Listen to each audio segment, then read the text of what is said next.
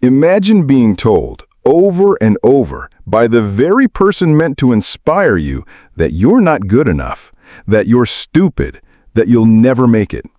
Now imagine proving her wrong so completely she loses her job, and you get your confidence back. This is the story of how I turned my worst high school nightmare into the ultimate revenge. If you've ever dreamed of standing up to someone who tried to break you, hit that like button, subscribe, and get ready, because this is one of the most satisfying stories of justice you'll ever hear. High school was never easy, but for me it was at least predictable. I was the quiet kid, attentive in class, not popular, but not an outcast either. I had my friends, my sports, my student newspaper. I got decent grades. Teachers liked me, I liked them. Life was steady. But everything changed my junior year, second semester, when I met Miss Umbridge. She looked sweet on the outside, but behind that smile was something cold, something cruel. I still don't know what I did to make her hate me.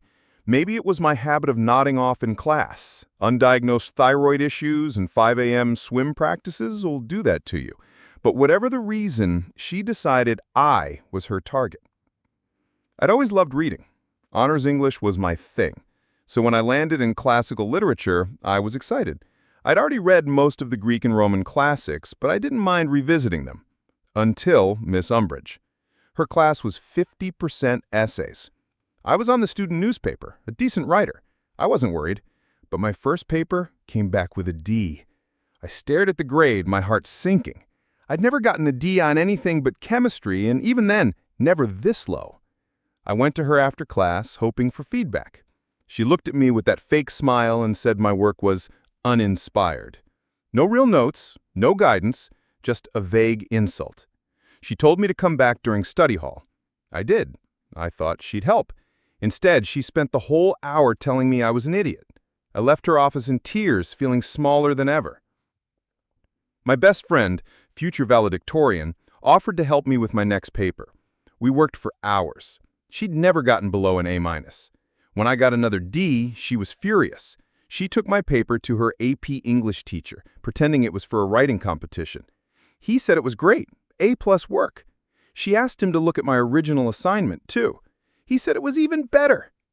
That's when we realized it wasn't my writing, it was Miss Umbridge. My friend begged me to go to my parents or the school counselor, but I couldn't believe a teacher would just hate me. I decided to try one more time, this time with Miss Umbridge's help. I went to her office 3 times before the next paper was due. She marked up my drafts in red pen, gave me advice, and I revised each time. When I turned in the final version, I felt hopeful. I got a D+. She smirked and congratulated me on my improvement. That was it. I was done. I took my paper to my newspaper teacher. He wasn't an English teacher, but he knew writing. He read it, gave me a few minor notes, and said it was a solid A. I asked if he'd grade it as a B or better. He said, absolutely. My friend and I brainstormed. I couldn't just switch classes unless the teacher recommended it, but athletes got moved all the time to keep their grades up. The athletic director was a friend of my dad's. I set up a meeting with him and my swim coach. I told them I was in danger of losing my eligibility to swim because of my grade. I showed them my papers. They were confused. How could these be Ds? The student VP was brought in. He asked who helped me.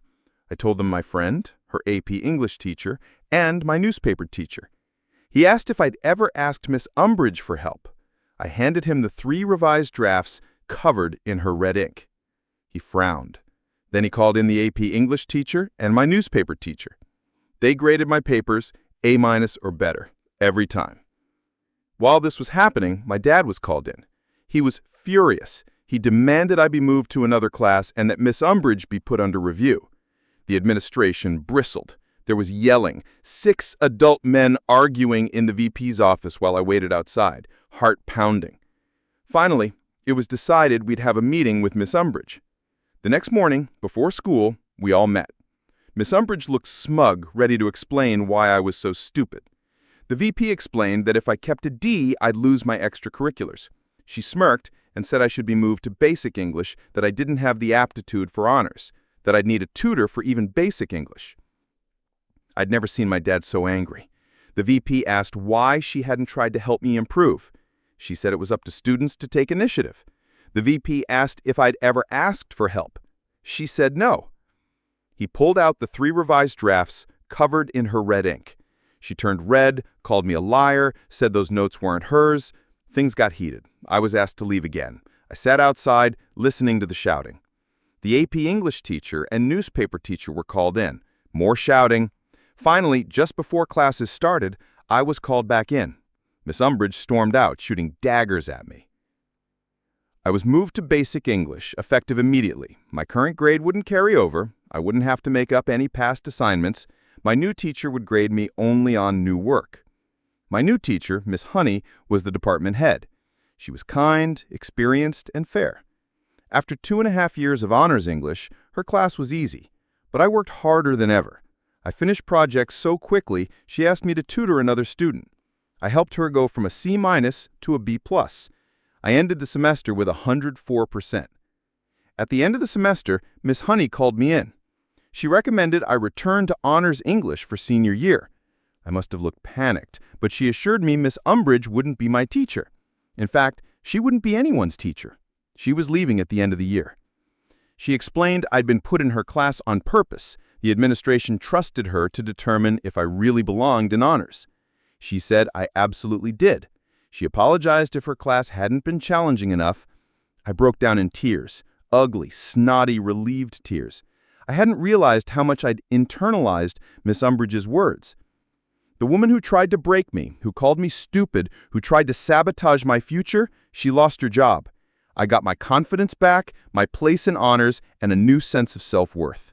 I proved to everyone, and to myself, that I was never the problem.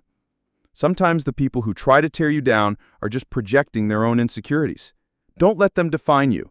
Find your allies, stand your ground, and remember, you are more than someone else's opinion.